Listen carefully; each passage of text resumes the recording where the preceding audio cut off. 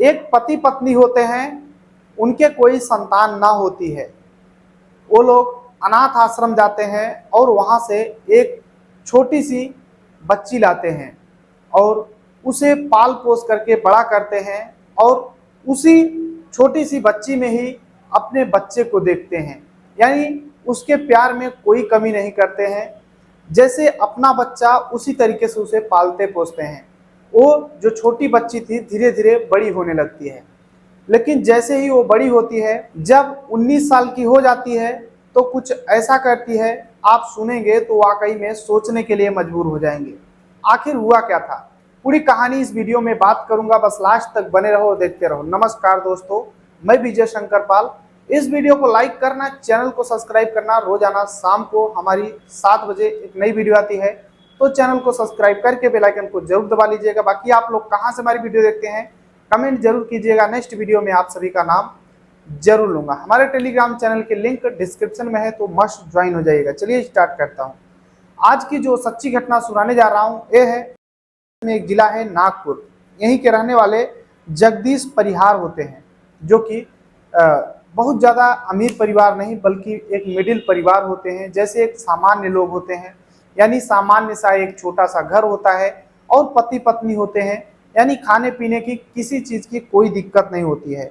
इन्हें जगदीश परिहार जो हैं, पत्नी मीना, इन्हें अगर किसी चीज़ की दिक्कत थी तो वो थी संतान। इनके कोई संतान ना होती है। उम्र धीरे धीरे बढ़ती जाती है, लेकिन बच्चे की कोई दूर दूर तक आसार नहीं लग रही थी। तब इन्हें लगता है कि हम लोग चलो गोद क्यों न ले लेते हैं। आजकल गोद ले लेते हैं। आजकल जो बच्चे होते हैं, अगर उन्हें अच्छी परवरिश किया जाए तो वो भी बड़े होकर के अपने ही जैसे होते हैं। ये लोग अनाथ आश्रम जाते हैं और सोचते हैं कि सब लोग बच्चे बेटा बेटा सोचते हैं, लेकिन मैं बेटी गोद लूंगा और उसे पाल पोस करके बहुत बड़ा बनाऊंगा। आखिरकार एक लड़की को गोद लेते हैं सन 2000 में। 2000 में उस लड़की को अनाथ आश्रम से लेकर आते हैं और उसका नाम खुशी रखते हैं। और वाकई में उस लड़की की खुशी में कोई कमी नहीं रखते हैं। वो लड़की अब धीरे धीरे बड़ी होने लगती है। उसे बहुत लाड प्यार से पाला जाता है। उस जो खुशी नाम की बच्ची होती है, उसे बिल्कुल भी महसूस नहीं होने देते कि उसे अनाथ आश्रम से लाया गया है या फिर वो किसी और की बच्ची है। उसे पालते पोसते हैं, बड़ी होती है धीरे धीरे। अब उस बच्ची का एडमिशन कराया जाता है। वो बच्ची अपना पढ़ाई करती है। कक्षा जब 10वीं में पहुंचती है, 10वीं का पेपर देती है, तभी जो खुशी होती है उसके मन में मॉडलिंग करने का सपना आता है। वो सोचती है कि मैं मॉडलिंग करूंगी और उसमें नाम कमाऊंगी, पैसा कमाऊंगी, शोहरत कमाऊंगी। इसलिए वो अपने मम्मी पापा से बोलती है कि मैं मॉडलिंग करना चाहती हूँ। तो उसके मम्मी पापा जो है जगदीश परिहार, वो बोलते हैं कि ठीक है बेटा, तुम्हारा जिसमें मन लगता है वही करो, लेकिन इज्जत से करना, अच्छे से करना।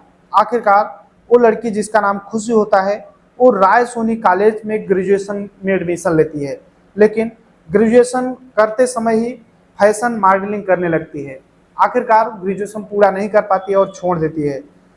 और अब अलग अलग जगहों पे सीखती, मॉडलिंग करती, आगे चल करके हीरोइन बनने का सपना उसका, नाम कमाने का, शोहरत कमाने की उसकी लालसा होती है। साल 2018 आ जाता है। अब वो बच्ची धीरे धीरे 18 साल की हो जाती है। अब मॉडलिंग के दौरान ही एक व्यक्ति होता है जिसका नाम अशरफ शेख होता है। अशरफ शेख से मुलाकात होती है खुशी की। अशरफ शेख जो है एक कैमरामैन होता है, उससे मुलाकात हो जाती है। अशरफ शेख जो है एक अमीर परिवार का था, मुस्लिम था, लेकिन एक अमीर परिवार का होता है। अब वो खुशी को महंगे महंगे गिफ्ट दिया करता था। मतलब ऐसे ही तोहफे में दे दिया करता था, कभी महंगी मोबाइल, कभी महंगा सामान कुछ। खुशी भी बेहद खुश होती है। अब उससे दोस्ती हो जाती है अशरफ से। अब जो लड़की है खुशी, साल 2019 में मिस इंडिया में भाग लेती है, लेकिन टॉप 10 में भी नहीं आती है। आखिरकार उसका सपना होता है कुछ बड़ा करने का, कुछ बड़ा सोचने का। कभी घर नहीं आती थी, कभी कभी घर आती थी तो उसके मम्मी पापा सोचते थे बेटा तुम घर आया करो, किसी अनजान लोगों के साथ न रहा करो। यानी तमाम चीज़ें जब समझाते थे तो खुशी बोलती है आप लोग क्या जानोगे, आप लोग एक मिडिल परिवार के हो। यानी खुशी जिसको माँ बाप जगदीश परिहार पाल पोस कर बड़ा किए थे, आज वही खुशी अपने ही मम्मी पापा को बोलती है कि आप लोग तो मिडिल परिवार में पले बड़े हो, आप लोगों को क्या पता है दुनिया के बारे में। अगर चाहो तो इस दुनिया में बहुत सारे पैसे कमाए जा सकते हैं, वही मैं चाहती हूँ, और मैं मॉडलिंग करके एक दिन नाम कमाऊंगी, शोहरत कमाऊंगी और खूब सारे पैसे कमाऊंगी। और फिर देखना। तो उसके मम्मी पापा बोलते हैं कि बेटा, हमें उतना ही चादर फैलाना चाहिए जितनी कि हमारी जगह हो बैठने की, ज़्यादा चादर नहीं फैलाना चाहिए, हमारी जितनी औकात है उतने ही बड़े लोगों के साथ रहना चाहिए। तो खुशी बोलती थी, आप लोग नहीं जान पाओगे, अब समय चेंज हो चुका है, अब दुनिया वैसी नहीं रही है। अब अपने मम्मी पापा से झगड़ा करती है और बोलती है कि आप लोग क्या जानोगे हमारी कद्र, और छोड़ करके चली जाती है। आखिरकार अशरफ के साथ ही रहने लगती है। अब अशरफ से प्यार करने लगती है, उससे मिलने लगती है, संबंध बनाने लगती है। यानी जो खुशी होती है मन ही मन अशरफ को ही अपना पति मानने लगती है, अशरफ को ही अपनी दुनिया मानने लगती है और अपने मम्मी पापा को भूल जाती है। अब घर पे बिल्कुल आती ही नहीं थी खुशी। अब खुशी इतना ही नहीं बल्कि अशरफ के प्यार में इस कदर पड़ जाती है कि वो अपना नाम तक चेंज कर लेती है, अपना नाम जारा शेख रख लेती है। अब अपना एक सीने में क्वीन नाम के टैटू छपवाती है और हाथ में लव। लव इसका मतलब यह है कि वो अपने प्यार में इस कदर पागल हो चुकी थी। जो अशरफ शेख है उसके अपना नाम जारा शेख रख ली थी। अब उसी अशरफ के साथ रहती, अलग अलग जगहों पे घूमती। अशरफ भी खूब महंगे महंगे गिफ्ट देता, सामान देता और उसके साथ संबंध बनाता, अलग अलग जगहों पे मिलता है। समय अब जो खुशी है जारा शेख बन चुकी थी, इसकी जिंदगी अब ऐशो आराम से कट रही थी। महंगे महंगे होटलों में रहना, अलग अलग जगहों पे घूमना, बड़ी बड़ी महंगी महंगी गाड़ियों में घूमना, अब इसका शौक हो चुका था। अब समय बीतता रहता है। 13 जुलाई 2019 की बात होती है। नागपुर के एक पांडुराना हाईवे के किनारे एक व्यक्ति जब जा रहा होता है तो देखता है कि एक बॉडी पड़ी हुई है। वो पास में जाता है तो देखता है एक लड़की है, वो औंधे मुंह पड़ी हुई है। उसका जब मुंह पलटा जाता है तो पता चलता है कि उसके मुंह पे पत्थर से मारा गया है, यानी चेहरा समझ में नहीं आ रहा है। अब फौरन वो व्यक्ति पुलिस को फोन करता है। 13 जुलाई 2019 की बात होती है। पुलिस मौके पर आती है और उसे थाने ले जाती है, उसकी बॉडी को पोस्टमार्टम वगैरह के लिए, और फिर जांच पड़ताल करने लगती है कि आखिर ये लड़की है कौन।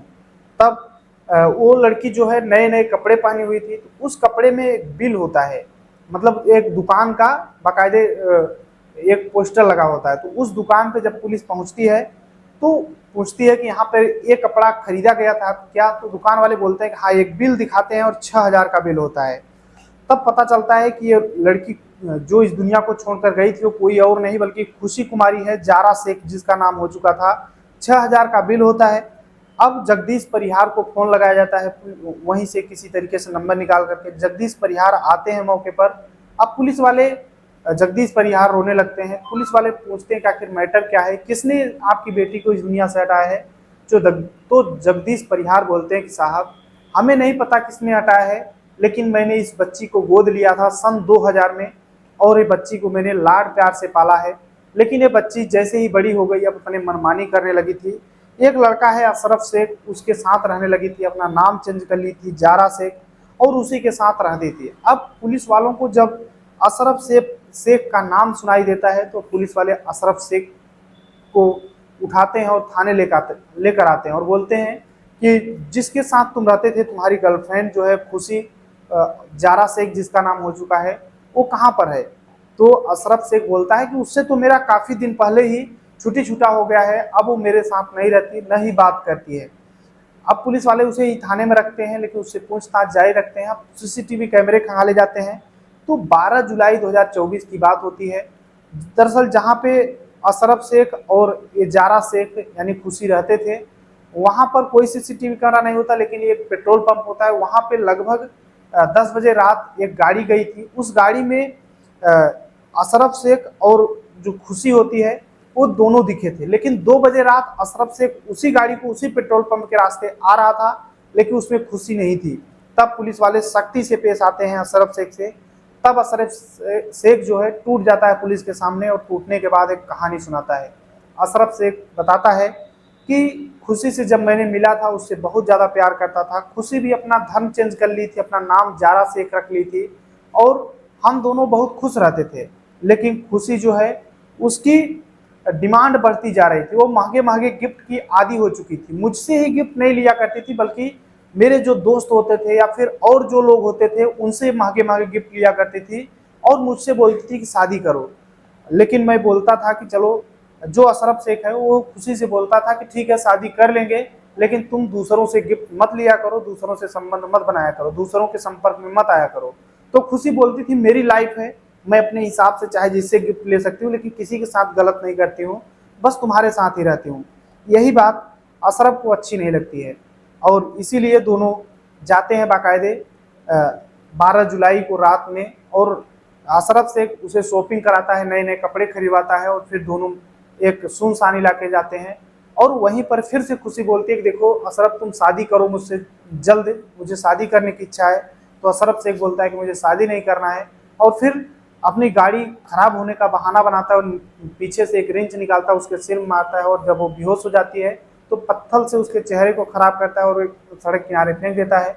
उसे लगता है कि कोई जान ही नहीं पाएगा और मैं बच जाऊंगा। आखिरकार पुलिस वाले अशरफ शेख को गिरफ्तार कर लेते हैं और उसके खिलाफ गंभीर धाराओं में मुकदमा दर्ज करते हैं और सलाखों के पीछे पहुंचा देते हैं। आखिरकार अशरफ शेख जो है अभी जेल के सलाखों के पीछे है, उसे उम्र कैद की सजा हो चुकी है। एक माँ बाप जो कि एक अनाथ आश्रम से बच्ची को ले आए थे और उसे उम्मीद थी कि मेरी बच्ची बहुत आगे जाएगी और मेरा सेवा करेगी बुढ़ापे में, लेकिन वो बच्ची अपने मनमानी हो गई। कहीं ना कहीं संस्कार का भी प्रभाव था। शुरुआत में ही अगर बच्ची को लिमिट लगाया गया होता तो बाद में वो अपने मनमानी न करती। लोग शुरुआत में कोई भी लिमिट नहीं लगाते हैं, खुली छूट दे देते हैं, लेकिन बाद में जब वो हाथ से फिसल जाती है तो फिर हाथ में नहीं आती है।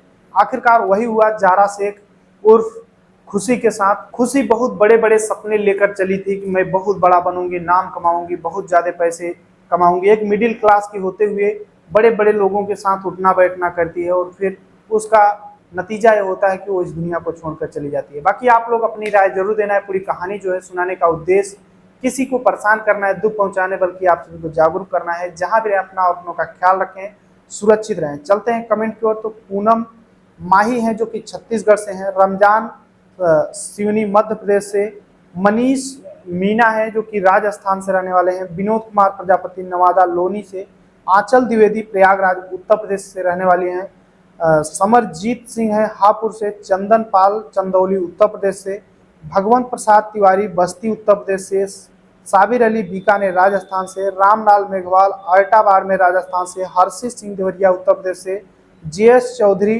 द्वारका न्यू दिल्ली से, दिलीप पांडे अयोध्या से। सभी को तहे दिल से शुक्रिया। मिलते हैं इस वीडियो में, तब तक के लिए जय हिंद, वंदे मातरम।